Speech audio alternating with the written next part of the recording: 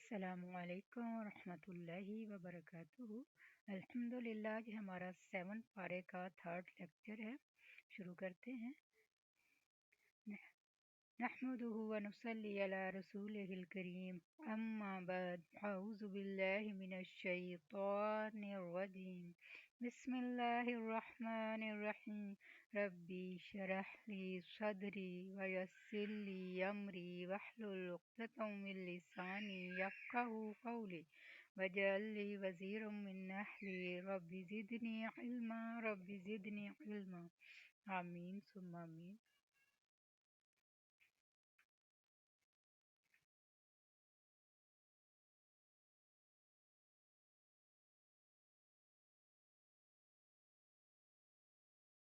پوچھئے کون سی چیز گواہی کے اعتبار سے سب سے بڑی ہے؟ کہہ دیجئے میرے اور تمہارے درمیان اللہ ہی گواہ ہے، اور میری طرف یہ قرآن اس لیے نازل کیا گیا ہے تاکہ میں تمہیں اس کے ذریعے خبردار کروں اور اسے بھی خبردار کروں جسے یہ پہنچ جائے، یعنی جہاں تک یہ جائے سب کے لیے پیغام ہے۔ پوچھئے کیا تم واقعی گواہی دیتے ہو کہ اللہ کے ساتھ دوسرے الہ بھی ہیں؟ کہہ دیجئے میں گواہی نہیں دیتا۔ کہہ دیجئے بے شک وہ ایک ہی الہ ہے اور میں اس سے بری ذمہ ہوں جسے تم شریک ٹھہراتے ہو۔ وہ لوگ جنہیں ہم نے کتاب دی وہ اس طرح اسے پہچانتے ہیں جیسے وہ اپنے بیٹوں کو پہچانتے ہیں، یعنی نبی صلی اللہ علیہ وسلم کو اپنے بیٹوں جیسا پہچانتے ہیں۔ وہ لوگ جنہوں نے اپنے آپ کو خسارے میں ڈالا سو وہ ایمان نہیں لاتے، یعنی جان کر بھی انجان بن جاتے ہیں، انکار کرتے ہیں، تو یہ سراسر خسارے اور نقصان کی بات ہے۔ اور اس سے بڑا ظالم کون ہے جو اللہ پر جھوٹ گھڑ لے یا اس کی آیات کو جھٹلائے؟ بے شک ظالم فلاح نہیں پائیں گے۔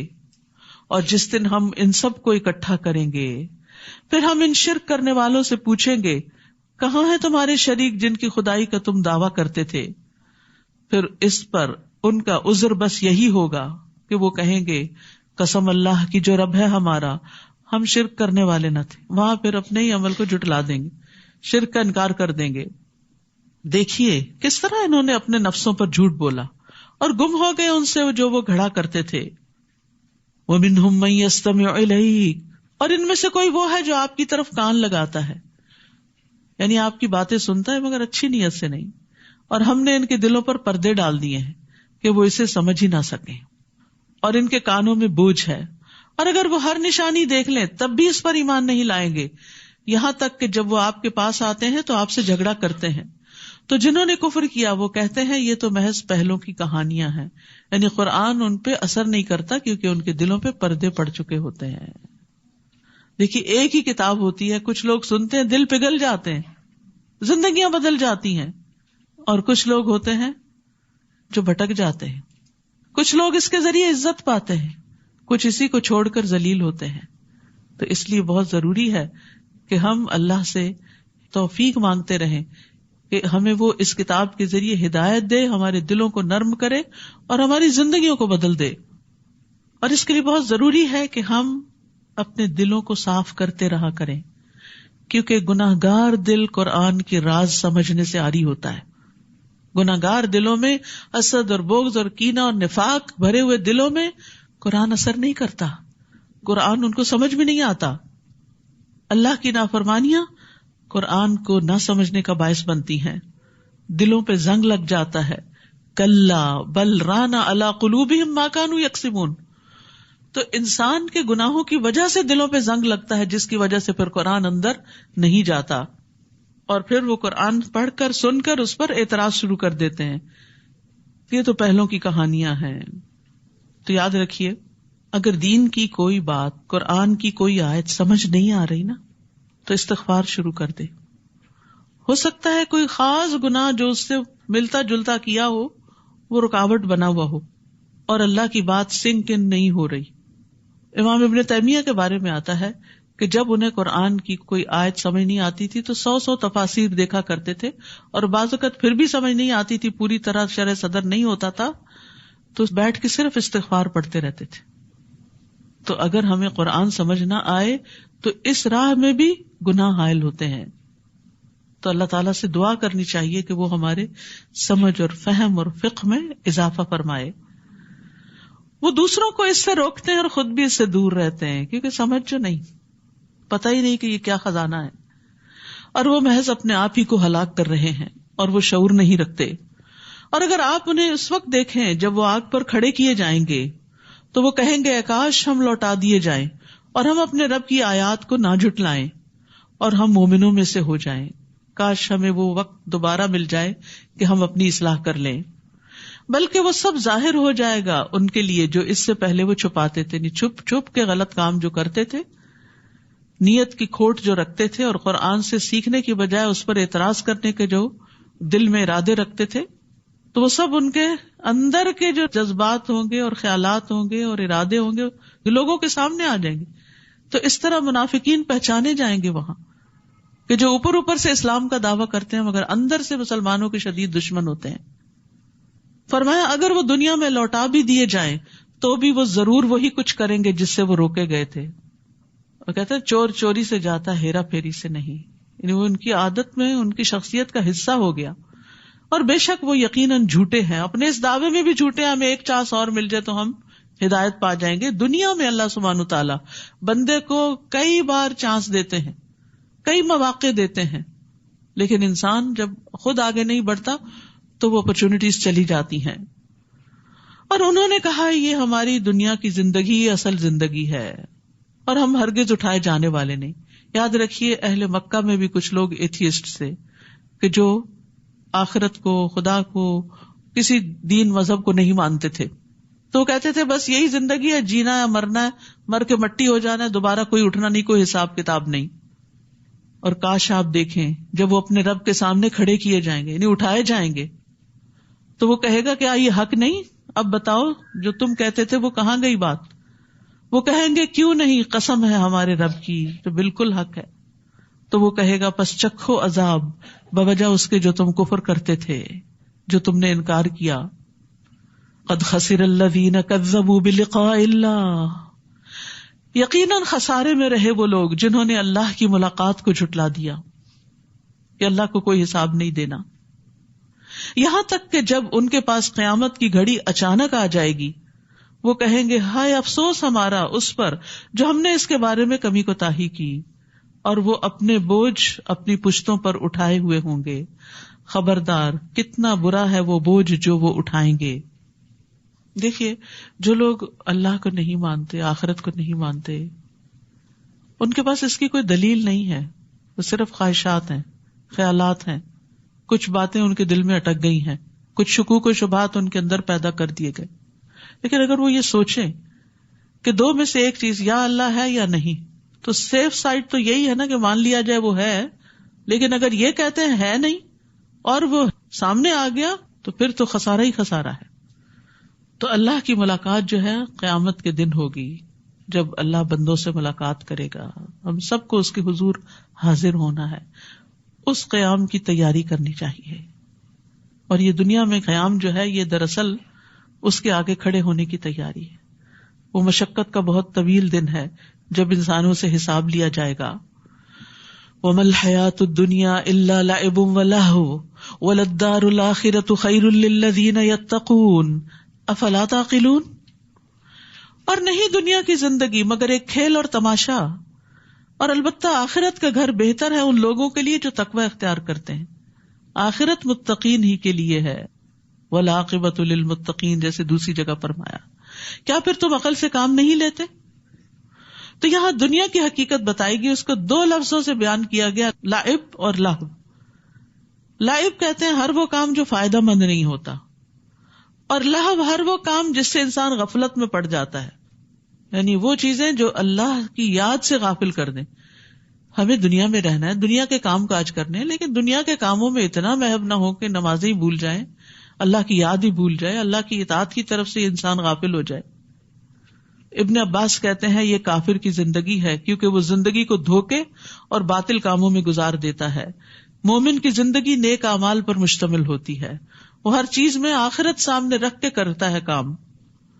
یقیناً ہم جانتے ہیں کہ بے شک آپ کو وہ باتیں غمگین کرتی ہیں جو وہ کہتے ہیں، یعنی لوگوں کے اعتراضات، لوگوں کا مذاق اڑانا، یہ سب چیزیں آپ کے دل پہ اثر کرتی ہیں. یہ ایک حقیقت ہے. اگر پیغمبر کے دل پہ اثر کرتی ہیں، غمگین کرتی ہیں ان کو، تو پھر ہم تو عام انسان ہیں. تو جب کوئی ایسی بات کرتا ہے جو ہمارے خلاف پڑتی ہے، ہمارے نفس کے خلاف یا ہماری ذات کے خلاف، یا کوئی جھوٹا الزام، تو غمگین کرتا ہے، لیکن اس غم میں ڈوبنا نہیں چاہیے. فرمایا تو در حقیقت وہ آپ کو نہیں جھٹلاتے، لیکن یہ ظالم تو اللہ کی آیات کا انکار کرتے ہیں. یعنی جب آپ دین پر نہیں تھے تو یہ آپ کے بڑے دوست بنتے تھے، جب آپ دین کی طرف آئے تو اب آپ پر ان کو اعتراض ہو گیا. تو اصل اعتراض آپ پر نہیں ہے، آپ کی آئیڈیالوجی پر ہے، اس چیز پر ہے جو آپ نے اختیار کی، اور وہ آپ نے اپنی مرضی سے اختیار نہیں کی، وہ تو دراصل اللہ کی طرف سے آئی ہے. تو ایسے لوگ دراصل اللہ کی باتوں کا انکار اور اس کا مذاق اڑاتے ہیں. اور البتہ تحقیق آپ سے پہلے بھی کئی رسول جھٹلائے گئے. اب آپ کو تسلی دی جا رہی ہے کہ آپ سے پہلے بھی یہ سب ہوتا رہا، تو انہوں نے اس پر صبر کیا جو وہ جھٹلائے گئے. تو ہمیں بھی کیا کرنا چاہیے؟ صبر. اور ستائے گئے یہاں تک کہ ان کے پاس ہماری مدد آ گئی. امتحان ہوتا ہے نا، پھر مدد بھی آتی ہے. اور اللہ کے کلمات کو کوئی بدلنے والا نہیں. اور یقیناً آپ کے پاس رسولوں کی کچھ خبریں آ چکی ہیں. یاد رکھیے، افضل ایمان صبر کرنا اور نرمی کرنا ہے. پیچھے بھی بتا چکی ہوں، دہراتی اس لیے ہوں تاکہ یہ عادت کا حصہ بن جائے. افضل ایمان صبر کرنا اور نرمی کرنا ہے. رسول اللہ صلی اللہ علیہ وسلم نے فرمایا مدد صبر کے ساتھ ہے. اللہ کی مدد آتی ہے لیکن صبر کرنے والوں کے لیے. ان اللہ مع الصابرین. اور کشادگی تنگی کے ساتھ ہے. جہاں حالات تنگ ہوتے ہیں وہاں کوئی اور جہتیں بھی کھل جاتی ہیں. اور بے شک ہر مشکل کے ساتھ ایک آسانی ہے، اور بے شک اسی مشکل کے ساتھ ایک اور آسانی ہے. تو جہاں مشکل آئے وہاں آسانیاں بھی تلاش کریں. اور اگر ان کا اعراض کرنا آپ پر بہت بھاری ہے، یعنی ان کی بے رخی، بات نہ سننا، توجہ نہ کرنا آپ کے دل پہ بہت گراں گزرتا ہے کہ یہ ایسا کیوں کرتے ہیں، تو اگر آپ میں ہمت ہے کہ زمین میں ایک سرنگ تلاش کر سکیں یا آسمان میں ایک سیڑھی لگا سکیں، پھر ان کے پاس کوئی نشانی لے آئیں تو ایسا کر دیکھیں. اور اگر اللہ چاہتا تو ان سب کو ہدایت پر جمع کر دیتا. بس آپ ہرگز ان لوگوں میں سے نہ ہوں جو نادان ہیں، یعنی ان کے مطالبات پہ مت جائیں اور ان کی باتیں مت مانیں. انما یستجیب الذین یسمعون والموتى یبعثهم اللہ ثم الیہ یرجعون. بات تو وہی لوگ مانتے ہیں جو دل کے کانوں سے سنے. رہے مردے تو اللہ انہیں قیامت کے دن زندہ کرے گا، پھر وہ اسی کے حضور واپس لائے جائیں گے. یعنی مردے نہیں سنتے ہیں زندہ لوگ ہی. مراد اس سے کیا ہے کہ مومن نصیحت کو قبول کرتا ہے جس کے دل ایمان سے جگمگاتا ہے، روشن ہے، زندہ ہے. جس کا دل مر چکا ہو، جس کے دل پہ مہر لگ چکی ہو، وہ نصیحت قبول نہیں کرتا. وَقَالُوا لَوْلَا نُزِّلَ عَلَيْهِ آیَةٌ مِّن رَبِّهِ. اور وہ کہتے ہیں کہ ہم پر ہمارے رب کی طرف سے کوئی معجزہ کیوں نہیں اتارا گیا. آپ انہیں کہیے معجزہ اتارنے پر تو اللہ ہی قادر ہے، لیکن بات یہ ہے کہ ان میں سے اکثر نادان ہیں. زمین میں جتنے بھی چلنے والے جانور ہیں اور جتنے بھی اپنے بازو سے اڑنے والے پرندے ہیں وہ سب تمہاری ہی طرح کے انواع ہیں. ہم نے ان کی بھی تقدیر لکھنے میں کوئی دقیقہ فروغ گزاشت نہیں کیا. پھر یہ سب اپنے رب کے حضور اکٹھے کیے جائیں گے. اور جن لوگوں نے ہماری آیتوں کو جھٹلایا وہ بہرے اور گنگے ہیں جو اندھیروں میں ہیں کہ حق کو دیکھ بھی نہیں سکتے. اللہ جسے چاہے اسے گمراہ کرتا ہے اور جس کے متعلق چاہتا ہے اسے راہ راست پر لگا دیتا ہے. آپ ان سے کہیے بھلا دیکھو تو اگر تمہیں اللہ کا عذاب آ جائے یا قیامت کی گھڑی آ پہنچے تو اس وقت تم اللہ کے سوا کسی دوسرے کو پکارو گے اگر تم سچے ہو؟ بلکہ اس وقت تم صرف اللہ ہی کو پکارو گے. پھر جس تکلیف کے لیے تم اسے پکارتے ہو اگر وہ چاہے تو اسے دور بھی کر دیتا ہے. اس وقت تو جنہیں تم شریک بناتے ہو انہیں بھول جاتے ہو. آپ سے پہلے ہم بہت سی قوموں کی طرف رسول بھیج چکے ہیں، پھر جب لوگوں نے نافرمانی کی تو ہم نے انہیں سختی اور تکلیف میں مبتلا کر دیا تاکہ وہ عاجزی سے دعا کریں. لعلہم یتضرعون. کچھ لوگ تکلیف آتی ہے تو اور اکڑ جاتے ہیں، اللہ سے ناراضگی دکھاتے ہیں، جھکتے نہیں، دعا نہیں کرتے. اور کچھ لوگ تضرع کرتے ہیں. تو یہاں تضرع نہ کرنے والوں کی مذمت کی گئی ہے کہ جب انہیں کوئی تکلیف پہنچتی ہے تو نہ دعا کرتے ہیں، نہ عاجزی کرتے ہیں، نہ توبہ کرتے ہیں. تو کیا کرنا چاہیے تکلیف کے موقع پر؟ اللہ کے آگے عاجزی، دعا، توبہ. پھر دوبارہ یہ بات آئی، مشکلات کا حل کس میں ہے؟ توبہ اور استغفار میں. کچھ ایسے لوگ ہیں جب تکلیف آتی ہے تو عاجزی بھی اختیار کرتے ہیں، اللہ کی طرف رجوع کرتے ہیں، لیکن جب تکلیف دور ہو جاتی ہے تو پھر اکڑنے لگتے ہیں، روگردانی کرتے ہیں، پھر اپنی پرانی ڈگر پہ چلے جاتے ہیں. تو قابل تعریف وہ لوگ ہیں جو اللہ سے دعائیں مانگتے رہتے ہیں، اس کی بارگاہ میں توبہ کرتے رہتے ہیں، اپنی عبادت اور توبہ پر خوشحالی میں بھی ثابت قدم رہتے ہیں اور تکلیف میں بھی، اور جب تکلیف ٹل جاتی ہے تو بھی وہ اللہ ہی کے بن کے رہ جاتے ہیں. یعنی بہت سے لوگ یہ سوال کرتے ہیں کہ مجھ پر جو تکلیف آئی ہے یہ امتحان ہے یا آزمائش ہے. اگر آپ اس تکلیف کے بعد اللہ کی طرف راغب ہو گئے ہیں تو وہ امتحان اور آزمائش تھی، اور اگر اس کے بعد آپ اللہ سے ناراض ہو گئے ہیں تو یہ ایک طرح سے پنشمنٹ تھی. تو یاد رکھیے مشکل حالات میں زیادہ سے زیادہ اللہ تعالیٰ کی طرف رجوع کرنا چاہیے، عاجزی کرنی چاہیے، گڑ گڑا کے دعا مانگنی چاہیے، رو رو کے دعا مانگنی چاہیے. بعض اوقات ہم ایک وظیفہ کرتے ہیں، کوئی بتا دیتا ہے یہ چیز 1000 دفعہ پڑھو مشکل آسان ہوگی، 1000 میں سے ایک دفعہ بھی سمجھ کے اس کو نہیں پڑھتے کہ یہ ہے کیا پڑھ رہے ہیں. یہ تو کوئی تضرع نہ ہوا، یہ تو کوئی عاجزی نہ ہوئی. عاجزی کیا ہے کہ جو پڑھیں اس کو سمجھ کے پڑھیں اور پوری توجہ سے، اور اللہ کے آگے روئیں. اللہ کے آگے رونے سے بہت سی مشکلات آسان ہو جاتی. اب دیکھیں ایک بچہ جب ماں سے رو کے فریاد کرتا ہے تو ماں کیا کرتی؟ ناجائز مطالبہ بھی مان لیتی، نہیں دینی ہوتی ٹافی اس کو کہ کیویٹیز ہو گئی ہیں، لیکن اس سے اس کا رونا نہیں دیکھا جاتا. وَلِلَّهِ الْمَثَلُ الْأَعْلَى، اللہ تو ساری ماؤں سے بڑھ کے پیار کرنے والا ہے. تو کیا وہ ہمارے رونے پر ہم پہ ترس نہیں کھائے گا؟ لیکن ہم اللہ کے آگے روتے ہی کم ہیں، نہ اللہ کی خشیت سے روتے ہیں، نہ مصیبت آنے پہ روتے ہیں. بس دنیا کے مسائل ہی رونے کے لیے کافی ہیں، وہیں آنسو خشک کر لیتے ہیں رو رو کے. اسی طرح اللہ سبحانہ وتعالیٰ کو پکارتے وقت تضرع کے بارے میں قرآن مجید میں آتا ہے، ادعوا ربکم تضرعا وخفیۃ انہ لا یحب المعتدین. اپنے رب کو گڑ گڑا کر اور خفیہ طور پر پکارو، بے شک وہ حد سے بڑھنے والوں سے محبت نہیں کرتا. پھر اللہ تعالیٰ اٹھے ہوئے ہاتھوں میں خیر ضرور ڈالتا ہے. رسول اللہ صلی اللہ علیہ وسلم نے فرمایا، بے شک تمہارا رب تبارک و تعالیٰ بڑی حیا والا ہے، بڑے کرم والا ہے. اس کو اس بات سے شرم آتی ہے کہ اس کا کوئی بندہ اس کے آگے ہاتھ پھیلائے اور وہ ان کو خالی لوٹا دے، تو خوب اوپر اٹھا کر اللہ سے مانگا کرے کہ یا اللہ تو دے، تو مجھے خالی ہاتھ نہ لوٹا. اور جو بندہ اللہ سے دعا نہیں کرتا اللہ تعالیٰ اس سے ناراض ہو جاتا ہے. تو اس لیے تکلیف آنے پر پلٹ پلٹ کے اس کی طرف لوٹ لوٹ کے رو رو کے دعائیں کریں. پھر جب ان پر ہمارا عذاب آیا تو وہ کیوں نہ گڑ گڑائے.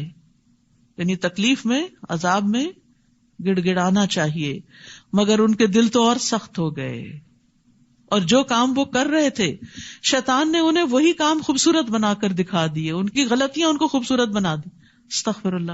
یہی عذاب ہوتا ہے کہ انسان پہ مصیبت آئے اور انسان اکڑ جائے اور اپنی غلطی کو جسٹیفائی کرنے لگے، تو یہ عذاب کی پھر قسم ہوتی ہے. پھر جب انہوں نے وہ نصیحت بھلا دی جو انہیں کی گئی تھی تو ہم نے ان پر خوشحالی کے تمام دروازے کھول دیے. یہ بھی عذاب ہی کی ایک قسم ہے کہ انسان گناہ کرے اور پھر دنیا فراخ ہوتی جائے. یہاں تک کہ جو کچھ ہم نے انہیں دیا تھا اس میں وہ مگن ہو گئے، تو ہم نے انہیں اچانک پکڑ لیا اور وہ ہر خیر سے مایوس ہو گئے. تو یاد رکھیے دنیا کا وسیع ہونا اور تنگ ہونا دونوں ہی آزمائش ہیں. حسن بصری کہتے ہیں، اللہ جس پر دنیا کو وسیع کر دے اور اسے یہ سمجھ ہی نہ آئے کہ اللہ اس کے ساتھ چال چل رہا ہے تو اس کے پاس کوئی بصیرت نہیں، اور جس پر اللہ دنیا تنگ کر دے لیکن اسے سمجھ نہ آئے کہ اللہ اس کے لیے خیر کا ہی فیصلہ کر رہا ہے تو اس کے پاس بھی کوئی عقل نہیں. پھر انہوں نے یہی آیت پڑھی. تو یاد رکھیے خوشی ہو یا غمی، اللہ کا قرب نہ چھوٹے، اللہ کے قریب ہی کرنے والی ہو. اللہ سے دوری کا باعث جو دنیا ہے وہ ہلاکت کا ذریعہ ہے، اور نافرمانیوں کے باوجود دنیا کا ملنا اللہ کی طرف سے بس مہلت ہے، یہ استدراج ہے. فَقُطِعَ دَابِرُ الْقَوْمِ الَّذِينَ ظَلَمُوا وَالْحَمْدُ لِلَّهِ رَبِّ الْعَالَمِينَ. اس طرح ان ظالموں کی جڑ کاٹ دی گئی، اور ہر طرح کی تعریف تو اللہ رب العالمین کے لیے ہے. ظالم کی ہلاکت پر اللہ کی حمد. جی ہاں، کیونکہ ظالم کو جب اللہ پکڑ لیتا ہے تو اس میں لوگوں کی اصلاح کا بندوبست ہوتا ہے، لوگ عبرت پکڑتے ہیں. اور یہ عبرت بہت بڑی نعمت ہے، اور نعمت کا شکر ادا کرنا واجب ہے. اس لیے ظالموں کے خاتمے پر الحمدللہ پڑھی گئی، کیونکہ گناہگار لوگ جو ہوتے ہیں، ظلم کرنے والے جو ہوتے ہیں، ان کے فساد سے ساری دنیا والے نجات پاتے ہیں. ایک جنازہ رسول اللہ صلی اللہ علیہ وسلم کے پاس سے گزرا تو آپ نے فرمایا مستریح و مستراح منہ. لوگوں نے سوال کیا یا رسول اللہ یہ کیا ہے؟ آپ نے فرمایا مستریح وہ بندہ ہے جو مومن ہے، دنیا کی مشقتوں اور مصیبتوں سے اللہ کی راحت میں آرام پانا چاہتا ہے تو موت اس کے لیے راحت کا باعث بن گئی ہے. اور مستراح منہ وہ بدکار بندہ ہے جس سے اللہ کے بندے اور شہر درخت چوپائے سب آرام پانا چاہتے ہیں کہ شکر ہے ختم ہوا، ہر کوئی چین میں آئے گا. اور ایسا ہوتا ہے نا، بعض لوگوں کی موت پہ زمین آسمان روتے ہیں کہ وہ خیر ہی خیر پھیلانے والا ہوتا ہے، اور بعض لوگوں کی موت پہ سب راحت پاتے ہیں، شکر ادا کرتے ہیں، اپنے بھی پرائے بھی، جہاں وہ رہتا ہے آس پاس کی چیزیں بھی، کیونکہ اس کے گناہوں سے ہر کوئی تنگ ہوتا ہے. اللہ تو سب کو ہدایت ہے. دیکھیے خاندانوں میں، گھروں میں کوئی نہ کوئی فرد ایسا ہوتا ہے جس کی وجہ سے سارا گھرانہ تنگ ہوتا ہے. وہ دعائیں بھی مانگتے ہیں، علاج بھی کرواتے ہیں، ہر طرح کی کوششیں کرتے ہیں، لیکن وہ سدھرنے کا نام نہیں لیتے. تو پھر بعض اوقات لوگ بد دعائیں بھی دینے لگتے کہ اللہ اٹھا لے اس کو، کیونکہ اس نے ہماری زندگی آرام کر دی. بعض لوگوں کے اندر اتنی بری عادتیں ہوتی کہ لوگوں کا جینا، سونا، کھانا، ساری ان کی زندگی تلپٹ کر کے رکھ دیتے ہیں اپنے گناہوں کی وجہ سے. بیماری الگ چیز ہے، لیکن گناہوں کی وجہ سے، اپنی زیادتی اور ظلم کی وجہ سے، اکڑ اور تکبر کی وجہ سے.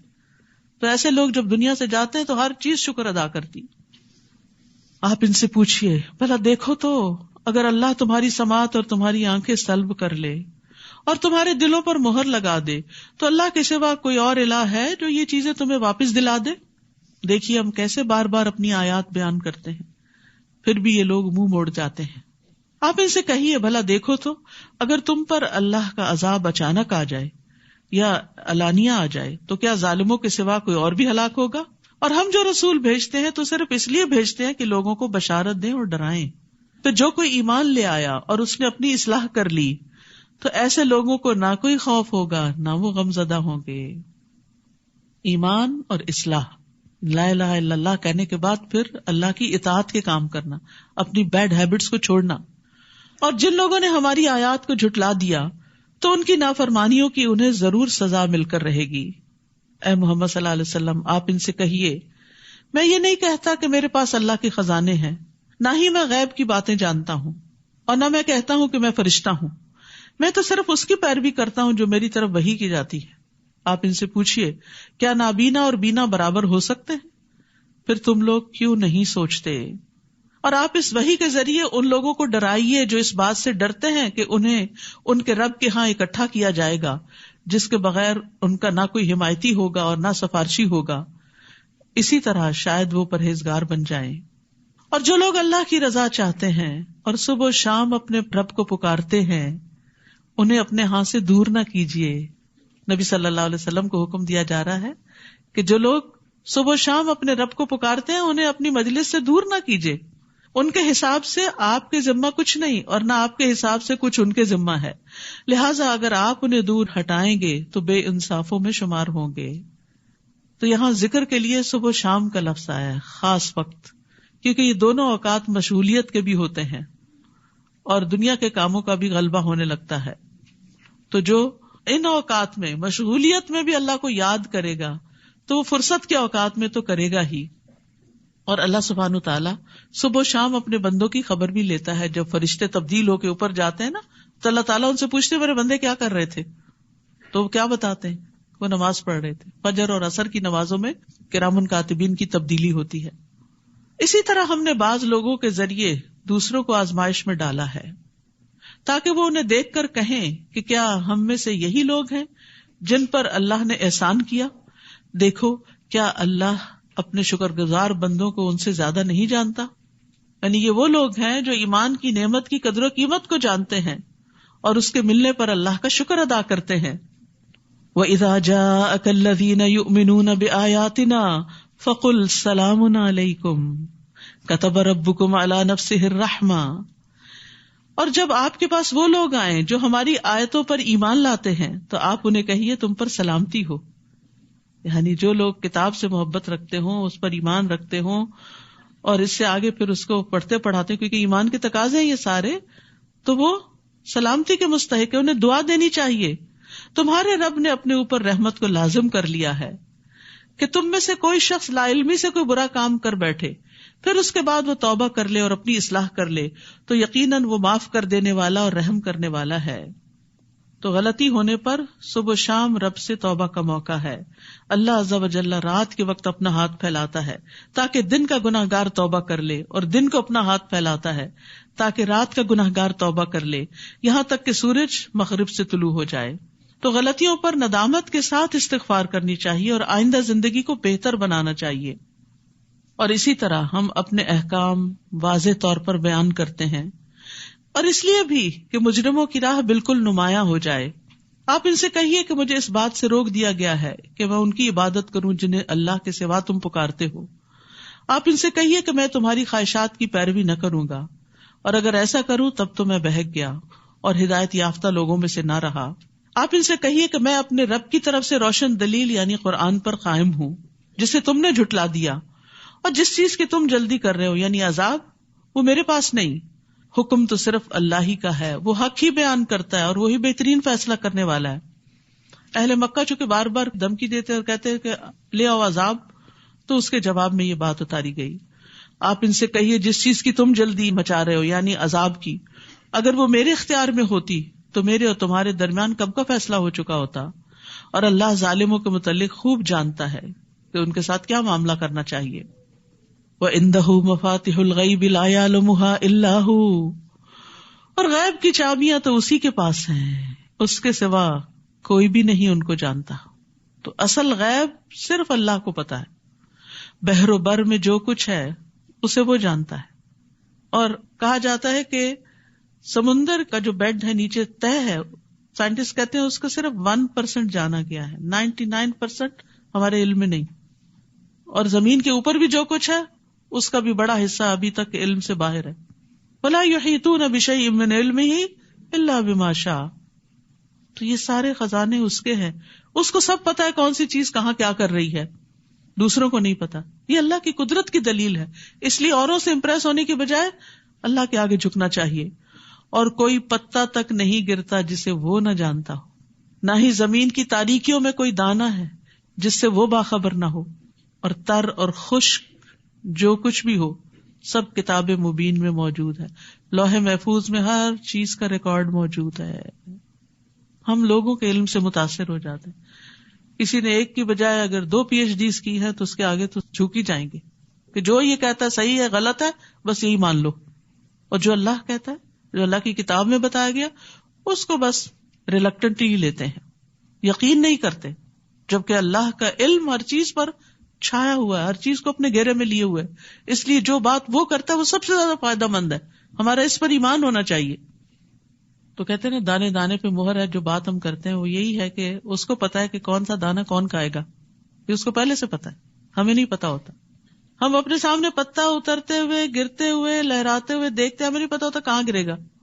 ہم کہتے ہیں یہاں گرے گا وہاں گرے گا، وہ وہاں جا گرتا ہے، لیکن اس کو پتا ہے کہ وہ ایگزیکٹلی کہاں جا کے گرے گا. تو اس کا علم کامل ہے، ہمارا علم ناقص ہے چاہے کوئی انسان بھی ہو. وہی تو ہے جو رات کو تمہاری روحیں قبض کر لیتا ہے نیند کی حالت میں، بے ہوش ہوتے ہو، کچھ پتا نہیں. نیند موت کی بہن ہے. اور جو کچھ تم دن کو کر چکے ہو وہ بھی جانتا ہے. ہم خود بھولے ہوئے ہوتے ہیں. اگر آپ سے پوچھا جائے کل یہاں سے جا کر کیا کیا کیا تو آپ کو سوچنا پڑے گا اچھا کیا کیا کیا، اور جب بتائیں گے تو بھی تو ہو سکتا ہے کوئی چیز مس کر جائیں. لیکن اس کو سب پتا ہے آپ اپنی گزشتہ زندگی میں ہر روز کیا کچھ کر چکے ہیں، سب اس کے ریکارڈ میں ہے. پھر دوسرے دن جسم میں روح بھیج کر وہ تمہیں اٹھا کھڑا کرتا ہے، یعنی نیند سے اٹھاتا ہے تمہیں تو ایک خاص روح اندر آتی ہے، تب اٹھتا ہے انسان تاکہ مقرر مدت پوری کر دی جائے، یعنی موت تک زندگی پوری ہو جائے. پھر اسی کی طرف تمہارا لوٹنا ہے. ثم الیہ مرجعکم، پھر وہ تمہیں بتائے گا کہ تم دنیا میں کیا کرتے رہے ہو، وہاں جا کے ہمارے ان اعمال کا ہمیں حساب دینا ہوگا. السلام علیکم ورحمۃ اللہ وبرکاتہ. الحمد للہ ہمارا 7 پارے کا 3rd لیکچر کمپلیٹ ہو چکا ہے. تو سبحانك اللهم وبحمدك أشهد أن لا إله إلا أنت أستغفرك وأتوب إليك. السلام علیکم ورحمۃ اللہ وبرکاتہ.